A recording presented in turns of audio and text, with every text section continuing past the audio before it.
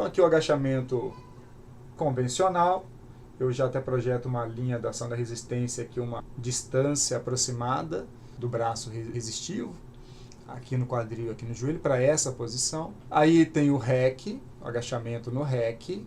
Aí eu traço a linha também, ó. E aí qual é a diferença aqui, ó? Eu forçando aqui, então eu tenho um nível de tensão que passa em cima do quadril, para essa força aqui, forçando contra essa estrutura, que ele vai subir com essa máquina. Então, essa linha passando muito perto do quadril, o estresse para a musculatura posterior da coxa e quadril e lombar é muito pequeno. Veja que a lombar está praticamente alinhada, encostada aqui no... Então você tem pouquíssimo estresse sobre a parte posterior. Já o joelho, a distância é grande, considerando a carga que ele em relação à plataforma aqui. A distância é grande e aí o estresse sobre o joelho é grande. E aqui com agachamento à frente. Aí é a mesma história. Aqui eu estou mostrando a imagem parada, então você tem que olhar essas distâncias para cada momento angular. Aqui eu estou mostrando só na fase talvez mais profunda do movimento. Mas quanto mais larga for a passada, maior será a solicitação do glúteo em virtude da maior amplitude. Então uma forma de aumentar a participação do glúteo é descendo mais, o glúteo vai trabalhar numa amplitude maior. É a mesma lógica do agachamento profundo. E também eu falo aqui também pela amplitude, mas também pelo pré-estiramento muscular, na medida que eu alongo essa musculatura posterior. Então vamos ver diferença aqui. Vamos olhar por músculo. O agachamento convencional, no REC, veja lá que o REC, eu falei que o nível de estresse no joelho, ó, a distância é grande, ó. E aqui está alinhado e o joelho está longe dessa linha. O que aconteceu? Participação dos músculos da coxa vão ser maiores. Aqui, ó, reto femoral e vasto medial que eles mediram. Foi bem maior. O à frente também tem uma distância grande. Então eles também viram uma boa ativação na musculatura anterior da coxa. Agora vamos olhar para a parte de trás. Bíceps femoral, semitendinoso e glúteo máximo. No REC, o nível de esforço da musculatura da cadeia posterior é muito baixo, quase nada, o estresse fica quase todo na musculatura anterior.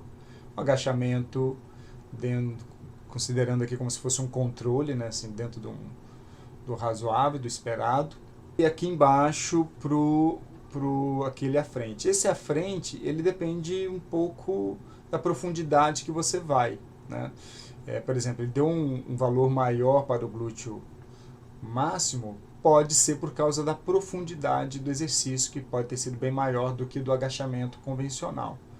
E aí foi um bom exercício para o glúteo máximo e também para a musculatura anterior, mas tem a ver com a amplitude, que pode ser feita em outros exercícios. Mas toda a lógica está nessa história da linha de ação. Tendo domínio disso, você vai saber quais musculaturas e articulações estão sendo mais forçadas.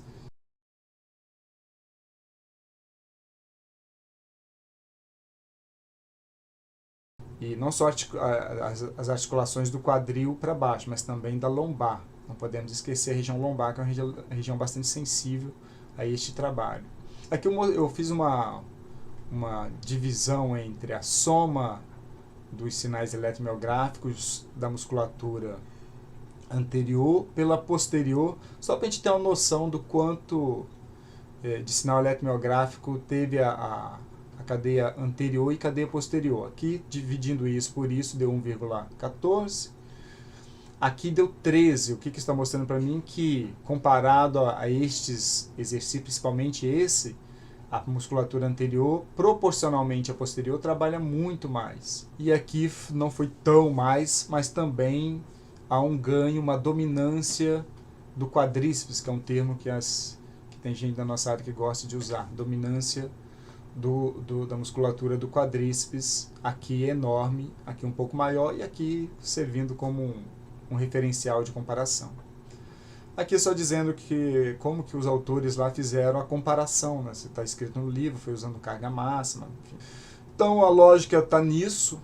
E veja, por exemplo, que quando eu coloco uma barra à frente, é uma forma de você diminuir a curvatura da lombar. Então, pessoas que estão projetando o tronco demais para frente, um exercício corretivo que ajuda é colocar a barra à frente, porque se você coloca a barra à frente, ela não pode inclinar o tronco, porque se inclinar o tronco ela cai. Então, colocando a barra à frente, o corpo é obrigado a se projetar um pouco para trás, para que você tenha equilíbrio. Então, é um bom exercício para você corrigir, ou uma das estratégias de tentar corrigir um tronco que fica muito projetado à frente. Como está mostrando aqui, você coloca a barra, e ele dizendo que quanto mais você desce a barra, né, mais para trás você coloca, a tendência é inclinar o tronco.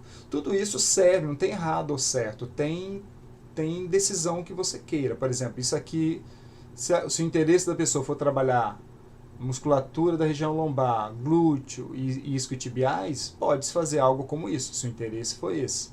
Mas se o interesse era preservar a lombar, isso aqui está errado. Então depende, não tem essa de errado ou certo, depende do que você quer. Estará errado ou certo dependendo do que você queira. É uma estratégia. Outro exercício interessante de correção é a pessoa fazer o agachamento e sentar. Muita gente faz um agachamento ruim porque não tem o hábito de fazer e tem medo, ou seja, tende a inclinar o tronco com medo de cair. Então fazer um educativo, colocando uma cadeira para a pessoa treinar, que não precisa ter medo.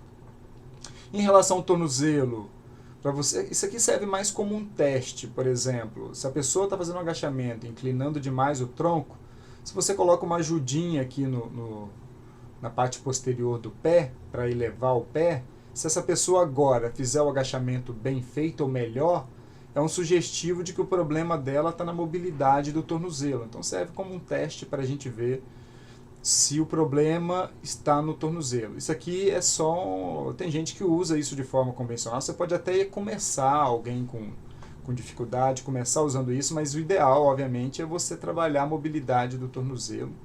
Para mim serve muito mais como um teste para ver se o tornozelo tem boa mobilidade ou não. E é interessante o seguinte, é bom você testar a mobilidade no movimento, porque às vezes a pessoa tem uma mobilidade passiva, mas no movimento não tem, porque a mobilidade ela não é só estrutural do tecido, né? Ela tem componentes neurais envolvidos nela. E aqui um agachamento com uma abdução, eles fazem também uma rotação externa. Essa rotação do quadril que vocês estão vendo aqui, né, o pé apontado mais para fora, então rodando um pouco mais o quadril, tem uma discussão sobre se ativaria mais o glúteo ou não. De modo geral, há uma tendência maior de que esse tipo de estratégia, fazendo a rotação do quadril, onde o pé fica apontado para cá. Porque o que eu quero dizer? Essa pessoa pode fazer esse movimento com os pés afastados, mas o pé apontado para frente, não precisa estar apontado obliquamente. Para o pé estar oblíquo é porque ele está fazendo rotação externa aqui no quadril. E essa rotação externa no quadril, a discussão tem alguns estudos mostrando que ativa mais o glúteo, pelo menos em termos de sinal eletromiográfico. Acho que de hipertrofia eu não conheço nenhum artigo tem estudado hipertrofia, mas sinal eletromiográfico. Então pode ser uma variação também, ou seja, uma hora ou outra você incluir um exercício um pouco mais de abdução. Fazendo assim. Para o adutor magno que eles estão medindo aqui, eu não sei se é necessário fazer essa rotação externa, não. O adutor magno vai trabalhar mais independente dessa rotação externa ou não. Se o pé estiver alinhado, perna bem aberta, os adutores vão trabalhar mais. O adutor magno, como é um músculo grande, parece o sinal. Mas a abertura certamente exige mais dos adutores.